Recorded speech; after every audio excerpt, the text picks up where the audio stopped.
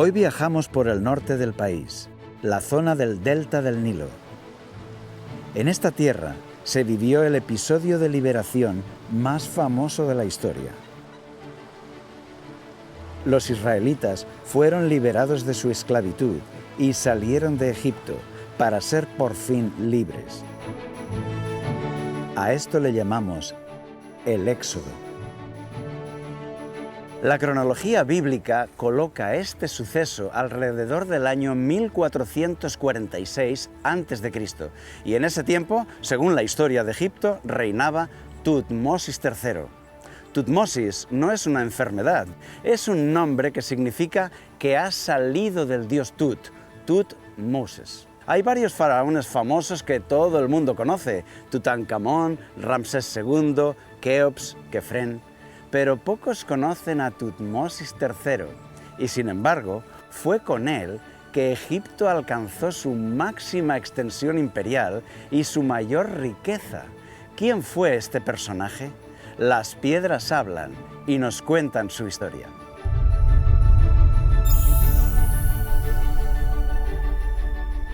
Su padre fue Tutmosis II y la esposa de este, Hatshepsut. Hatshepsut no pudo dar al faraón un hijo varón, así que el heredero tuvo que ser un hijo de una esposa secundaria, conocido como Tutmosis III. Así que Hatshepsut tuvo que contentarse con ser regente hasta que el niño creciera. Tutmosis III es llamado por algunos egiptólogos el faraón bebé, porque fue coronado siendo muy pequeño. Mientras él crecía, la reina Hatshepsut gobernaba el país en su nombre, pero ella era muy capaz y fue acumulando poder.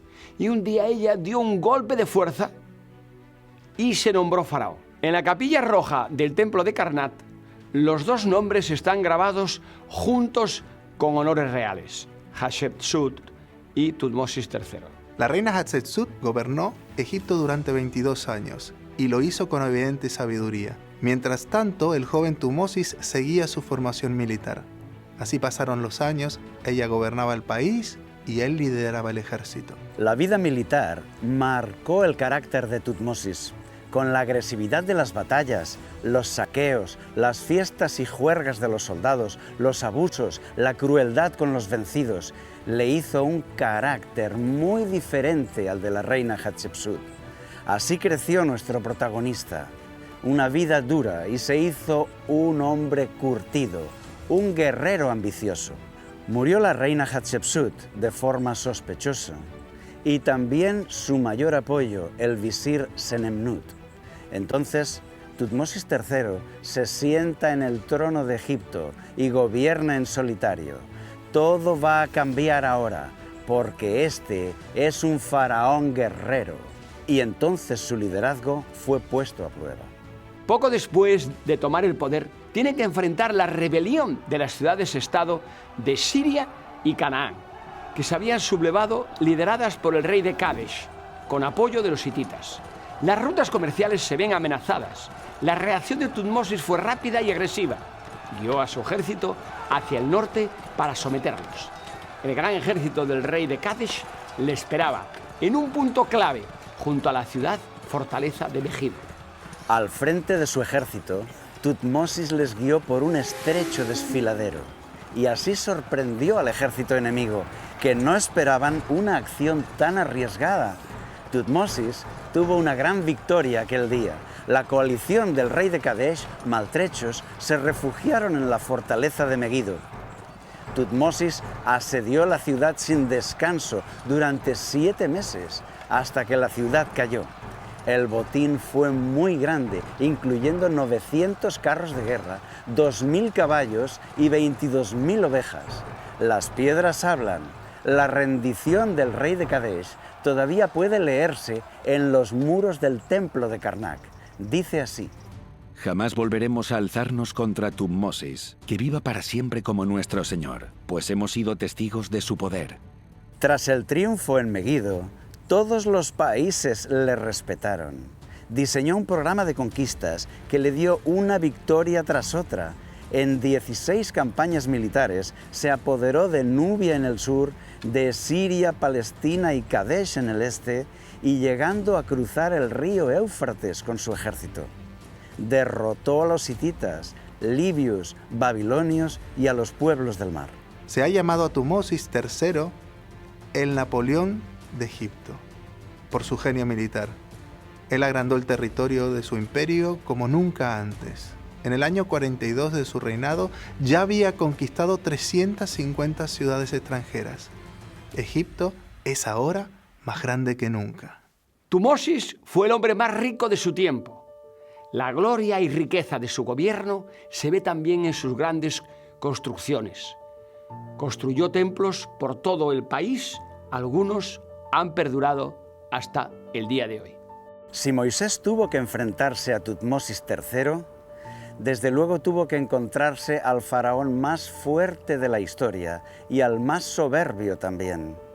Un vencedor consumado, lleno de gloria y poder. Si este es el caso, entendemos el empecinamiento del faraón, que, aun soportando plagas terribles en su país, no quiere ceder. Él es un guerrero que no se someterá al Dios de los esclavos. Podemos imaginar a Tutmosis III. Pudo decirle algo así a Moisés. Moisés, el príncipe favorito de Hatshepsut, vaya, vaya. Pues ya vencí a tu madre Hatshepsut y también te venceré a ti. ¿Fue Tutmosis III el hermanastro de Moisés? ¿Fue él el faraón del éxodo israelita? No hay forma de estar seguros, pero la historia escrita de Egipto es totalmente compatible con el relato bíblico y en algunos detalles Tutmosis III encaja de forma espectacular.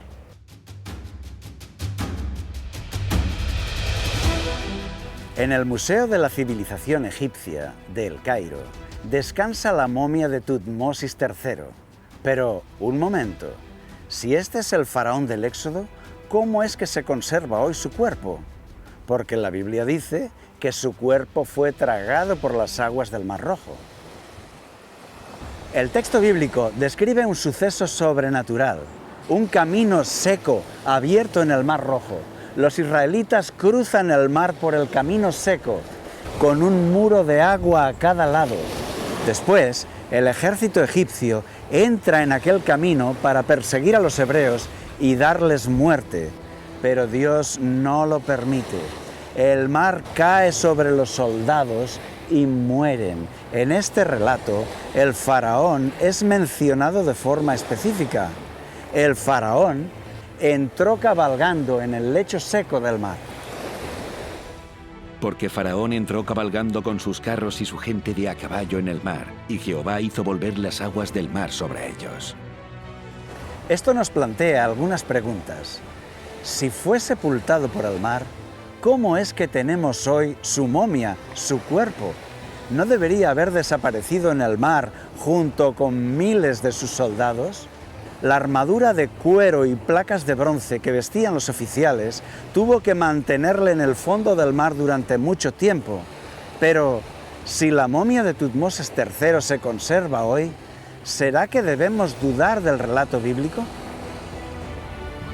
Esta es la momia de Tutmosis III, que parece mostrarnos una leve sonrisa. Se encontró en 1881. ¿Sería este el hermanastro de Moisés? En realidad, es probable que este cuerpo no sea el verdadero Tutmosis III. En cuanto a la momia de Tutmosis III, en 1978 fue radiografiada y estudiada, y se vio que había muerto a los 40 o 45 años. Sin embargo, Tutmosis III reinó durante 54 años. Por lo tanto, tenía más de 60 años cuando murió. Así que ese no es el cuerpo del rey. Es probable que lo sustituyeran por otro cuerpo, lo que sería comprensible si no pudieran enterrar su cuerpo, que habría desaparecido en el Mar Rojo. Ahogado, el cuerpo del faraón no habría sido encontrado y el cuerpo de otra persona habría sido colocado en la tumba real. También William See, un experto en la materia, sostiene que este no es el cuerpo del verdadero Tutmosis III, sino que el faraón de verdad murió en las profundidades del Mar Rojo, tal y como describe la Biblia. Esta momia no tiene cicatrices de guerra. Tutmosis III creció en el ejército. Pasó su juventud entrenándose para la guerra. Fue un militar de por vida. Debería tener alguna lesión, como otros faraones también las tienen. Pero el cuerpo de esta momia no tiene ni un rasguño. No es el cuerpo de un militar curtido en las batallas. Los pueblos de la antigüedad no acostumbraban a admitir sus derrotas, no ponían sus fracasos por escrito, ni mucho menos lo haría Egipto, la mayor potencia militar de esa época. Para los egipcios todo eran victorias. Admitir que habían sido derrotados por unos esclavos fugitivos habría sido vergonzoso. También los dioses egipcios quedarían desacreditados. Además, esta situación de fracaso pondría en entredicho la capacidad militar de Egipto frente a las potencias extranjeras, de modo que es fácil entender que los egipcios intentaran ocultar su derrota. Sustituyeron el cuerpo del faraón, que había desaparecido en el Mar Rojo, por el cuerpo de otra persona, y así la tumba del faraón no quedaba vacía. Viajamos hacia el sur del país, navegando por el río Nilo hasta la milenaria ciudad de Tebas, hoy llamada Luxor, para seguir con nuestra investigación de quién fue el faraón del Éxodo. Aquí está Karnak, el complejo de templos más grande del mundo. Aquí nuestro protagonista, Tutmosis III, levantó construcciones colosales, como su templo funerario y la llamada Sala del Festival, que todavía hoy siguen en pie. En los relieves de los muros vemos a Tutmosis III derrotando a las demás naciones. En su templo funerario en Karnak, Tutmosis III mandó grabar unos escritos jeroglíficos en los muros. Esas inscripciones han perdurado hasta hoy. Allí está escrito que Satia era la gran esposa real, que le dio al rey a su primogénito varón, llamado Amenemhat o Tutenhat. Este era el primogénito, el heredero legítimo a la corona. Este joven siguió su camino hacia el trono con paso firme. Otra inscripción nos cuenta que este joven heredero fue nombrado ministro de ganadería. La gran esposa real era su madre, que era la reina Satia. Esta inscripción está en Karnak, en los muros de la sala del festival, y está fechada en el año 24 de Tutmosis III. El chico ya estaba en el gobierno, pero este joven prometedor nunca llegó a reinar. Cuando el rey murió, aquel joven heredero ya no estaba allí. ¿Por qué él nunca llegó al trono? La respuesta puede estar en la Biblia. Y morirá todo primogénito en tierra de Egipto, desde el primogénito del faraón que se sienta en su trono, hasta el primogénito de la sierva que está tras el molino. La última de las 10 plagas, la muerte de los primogénitos. Esta podría ser la razón por la que aquel primogénito nunca llegó a reinar. Lo sea o no, lo que está claro es que el relato de la Biblia encaja con la historia de Egipto en todos estos detalles. Parece que todo se confirma. El sucesor tuvo que ser otro, Amenhotep II, hijo de otra esposa posterior. En los escritos de la historia de Egipto no se ha encontrado el nombre de Moisés ni la descripción del éxodo israelita. Por otro lado, el relato bíblico del éxodo no menciona el nombre del faraón que trató con Moisés. Tampoco registra el nombre de la madre adoptiva de Moisés, la princesa. Solo menciona los nombres de los hebreos, no de los egipcios. Pero la Biblia sí menciona otras cosas que lo sitúan en el tiempo. Hoy podemos saber cuándo los israelitas salieron de Egipto dirigidos por Moisés. En la Biblia encontramos un dato clave que nos ayuda a establecer esta fecha. En el libro de Primera de Reyes, capítulo 6 y versículo 1, nos dice que Salomón comenzó la construcción del templo de Jerusalén en el 4º año de su reinado. Además, el texto dice que habían pasado 480 años desde el Éxodo hasta ese momento. El 4º año del reinado de Salomón es el año 966 a.C. Así que, si a esta fecha añadimos los 480 años que nos dice el libro de Reyes, encontramos que el Éxodo tuvo lugar en el año 1446 a.C. También en el libro de los jueces, Jefté trata de legitimar su posesión de la tierra, diciéndole a sus enemigos que los israelitas ya llevan 300 años viviendo allí, desde la conquista de Canaán por Josué. Ya hace 300 años que Israel habita en Hesbón y sus aldeas, en Aroer y sus aldeas, y en todas las ciudades que están en el territorio del Arnón. Jefté vivió sobre el año 1100 a.C. y si le sumamos los 300 años de posesión de la tierra que él reivindica, sitúa la conquista de Canaán en el 1400 a.C. Si a eso le añadimos los 40 años de Israel en el desierto, llegamos a 1440 a.C. como fecha de la salida de Egipto. Todo coincide. También podemos calcular esta fecha sin los datos que nos proporciona la Biblia. Cada 50 años, los judíos tenían un año especial. En ese año, todos recuperaban las tierras que habían vendido o perdido y los esclavos recibían nuevamente su libertad. Se llamaba el año del jubileo. Pues bien, los judíos comenzaron a contar estos años jubileos desde que entraron en Canaán hasta el año 574 a.C. Según el Talmud, en este periodo hubo 17 ciclos jubileos. Esto nos permite contar hacia atrás a partir del año 574 y conocer así el año exacto en que comenzaron a contar estos ciclos de jubileo. Así que nos lleva al año 1406 o 1407 a.C. Si a esta fecha le añadimos los 40 años que el pueblo de Israel estuvo en el desierto después de salir de Egipto, llegamos a la conclusión de que el éxodo tuvo lugar en el año 1446 o 1447 a.C.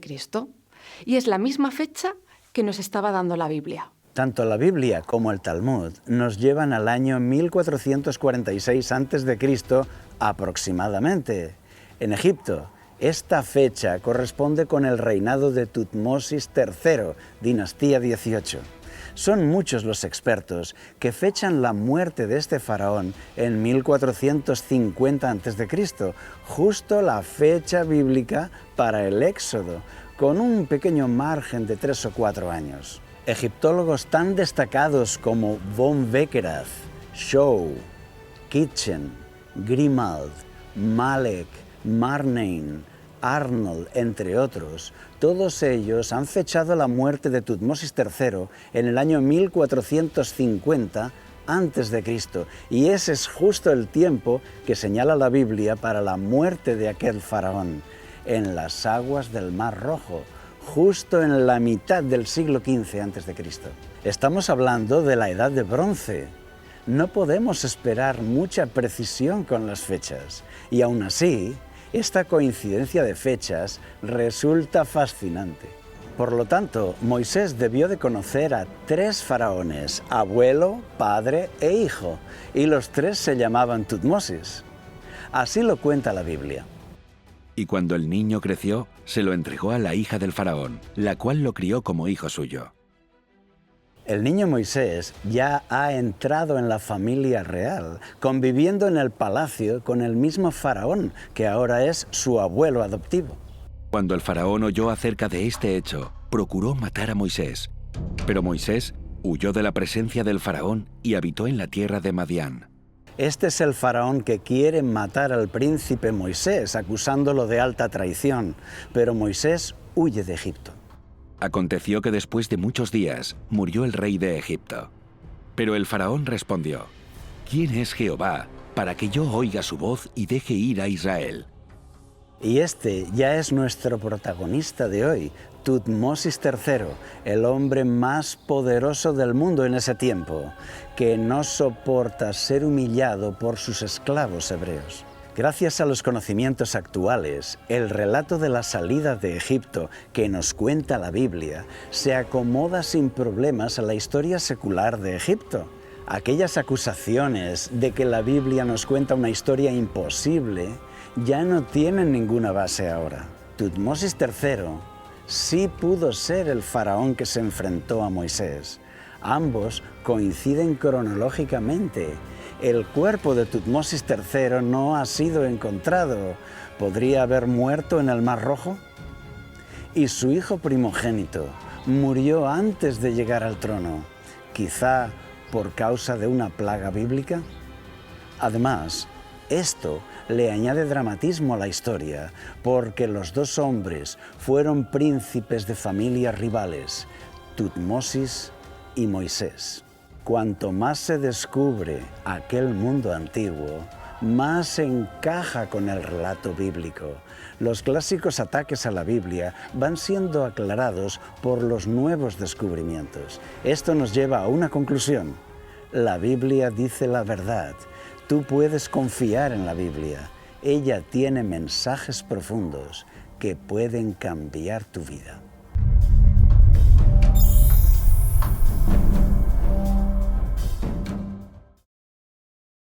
¿Quieres información actual? Suscríbete a nuestro canal. Para mayor difusión gratuita, danos un like y dale a la campanita.